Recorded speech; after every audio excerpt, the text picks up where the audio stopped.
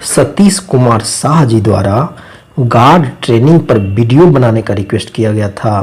तो आज हम भारतीय रेलवे के गार्ड से संबंधित वीडियो बनाएंगे, जिसमें भारतीय रेलवे में गार्ड कौन होते हैं, भारतीय रेलवे में गार्ड की भर्ती कैसे होती है, भारतीय रेलवे में गार्ड बनने की योग्यता जैसे कि educational qualification, medical standard, etc क्या होता है, भारतीय रेलवे में गार्ड में सिलेक्शन होने के बाद ट्रेनिंग डिटेल जैसे कि कितने दिनों की ट्रेनिंग होती है, ट्रेनिंग में क्या क्या पढ़ाया जाता है, ईटीसी पूरी डिटेल के साथ गार्ड में रेलवे में गार्ड का क्या क्या काम है, रेलवे में गार्ड से प्रमोशन होकर किस किस पोस्ट तक जाने की संभावना है। तो इन सभी प्रश्नों का उत्तर जानने के लिए वीडियो को जरूर देखें। इससे पहले अगर आप मेरे चैनल हिंदी रेल टेक को सब्सक्राइब नहीं किया तो सब्सक्राइब करके बेल बटन को दबा दीजिए, ताकि मेरे वीडियो का नोटिफिकेशन आपको मिलता रहे। तो चलिए आइए। आपने कभी देखा होगा कि ट्रेन के पिछले भाग यानी ब्रेक वाहन में प्रायः सफ़ेद पैंट और शर्ट पहने हुए एक रेलवे एम्प्लॉय होता है, जिसे भारतीय रेलवे में गार्ड कहा जाता है। ये गार्ड पूरी चलती ट्रेन का इंचार्ज होता है।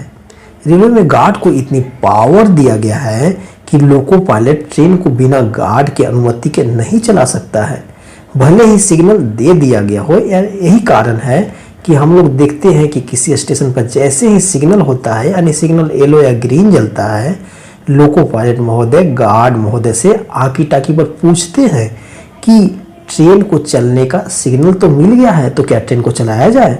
इसमें गार्ड महोदय द्वारा ट्रेन चलाने की अनुमति मिलने के बाद ही लोको पायलट महोदय ट्रेन को चलाते हैं। अब जानेंगे कि भारतीय रेलवे में गार्ड की भर्ती कैसे होती है। तो भारतीय रेलवे में गार्ड की भर्ती 5 तरह से होता है। फर्स्ट है डायरेक्ट रिक्रूटमेंट आरआरबी के द्वारा, जैसे कि अभी आरआरबी एनटीपीसी एग्जाम के माध्यम से रेलवे में गार्ड की भर्ती हो रहा है। सेकंड है जीडीसी एग्जाम के द्वारा। इसमें रेलवे में काम करने वाले केवल रेलवे एम्प्लॉय ही भाग लेते हैं। इसमें रेलवे के सभी डिपार्टमेंट के एम्प्लॉय एलिजिबल होते हैं। थर्ड है एलडीसीई एग्जाम के द्वारा। इसमें केवल रेलवे में काम करने वाला रेलवे एम्प्लॉय ही भाग लेते हैं, लेकिन रेलवे के केवल ऑपरेटिंग और कॉमर्शियल डिपार्टमेंट के एम्प्लॉय ही इस एलडीसी एग्जाम के लिए एलिजिबल होते हैं। 4 है प्रमोशन के द्वारा। इसमें सीनियरिटी के अनुसार प्रमोशन देकर रेलवे गार्ड बनाया जाता है। 5 है कंपनसेशन ग्राउंड पर।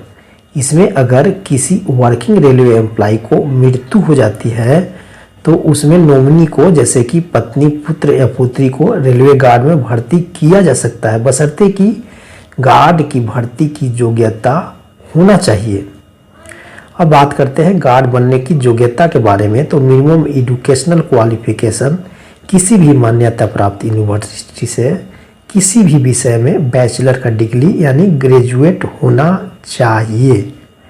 रेलवे में गुड्स गार्ड बनने के लिए उम्मीदवारों की आयु सीमा एज न्यूनतम 18 वर्ष और अधिकतम 33 ईयर्स होनी चाहिए। आरक्षित श्रेणी के उम्मीदवारों को केंद्र सरकार के नियमानुसार छूट दिया जाता है।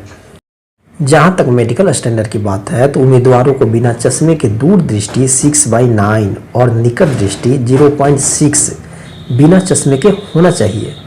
अब बात करते हैं रेलवे गार्ड की ट्रेनिंग के बारे में। तो शुरुआत में डिजिग्नेशन गुड्स गार्ड होता है और इनिशियल गुड्स गार्ड के ट्रेनिंग के लिए आपको जोनल रेलवे ट्रेनिंग इंस्टीट्यूट भेजा जाएगा। पहले रेलवे गुड्स गार्ड का कुल ट्रेनिंग पीरियड 45 वर्किंग डेज था, लेकिन railway board circular RBE number 9/2017 जो कि 31 जनवरी 2017 को आया था, जिसमें कुल ट्रेनिंग पीरियड 30 वर्किंग डेज हो गया है। यानी इस 30 वर्किंग डेज में संडे का रेस्ट और नेशनल हॉलीडेज शामिल नहीं है। कहने का मतलब है कि रेस्ट और छुट्टी मिलाकर गुड्स गार्ड का कुल ट्रेनिंग पीरियड लगभग 35 से 40 दिन के बीच पड़ता है।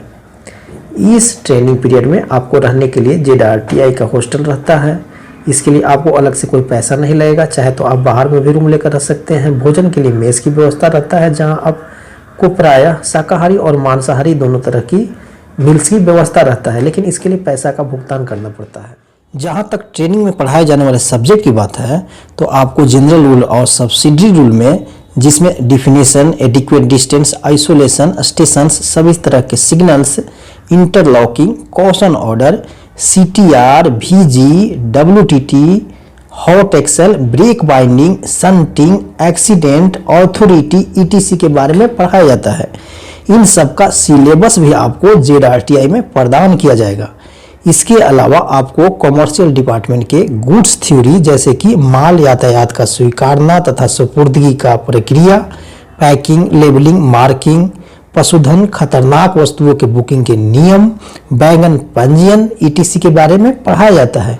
इसके अलावा आपको कॉमर्शियल डिपार्टमेंट के कोचिंग थ्योरी, जैसे कि टिकट और उसके प्रकार, यात्रा विराम, रियायत, लगेज बुक करने का नियम, पार्सल बुक करने का नियम इत्यादि के बारे में पढ़ाया जाता है।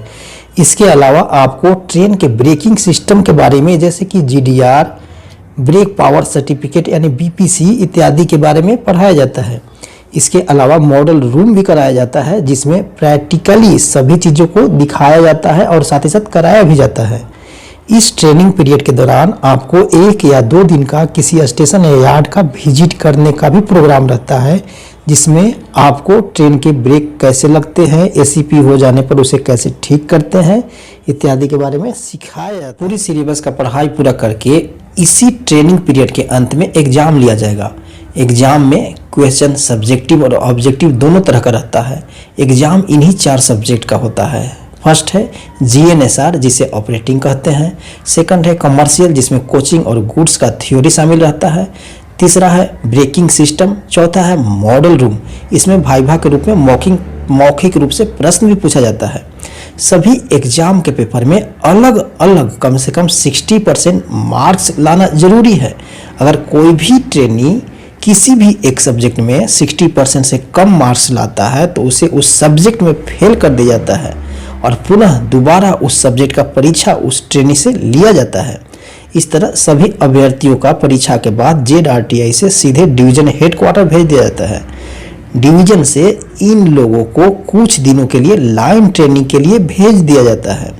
जनरली लाइन ट्रेनिंग परीक्षा का रिजल्ट आने तक दिया जाता है। लाइन ट्रेनिंग में देखना पड़ता है कि गुड्स गार्ड के लोग कैसे काम करते हैं, वहाँ उनको प्रैक्टिकली रूप से सीखने को मिले। लेकिन एक बात और, जो ट्रेनी LDC एग्जाम या प्रमोशन के द्वारा सिलेक्ट हुए हैं, उनको परीक्षा के बाद अपने वही पहले वाले हेडक्वार्टर में वही पुराना वाला काम करना पड़ता है।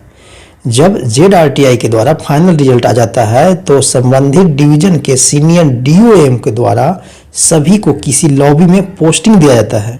चूँकि गुड्स गार्ड रेलवे के ऑपरेटिंग डिपार्टमेंट के अंतर्गत आता है और ये रनिंग एम्प्लॉय भी है, अतः जो लॉबी जिस स्टेशन के अंतर्गत आता है उस स्टेशन के इंचार्ज के अंडर ही गुड्स गार्ड को काम करना पड़ता है, जो कि ऑपरेटिंग डिपार्टमेंट के होते हैं।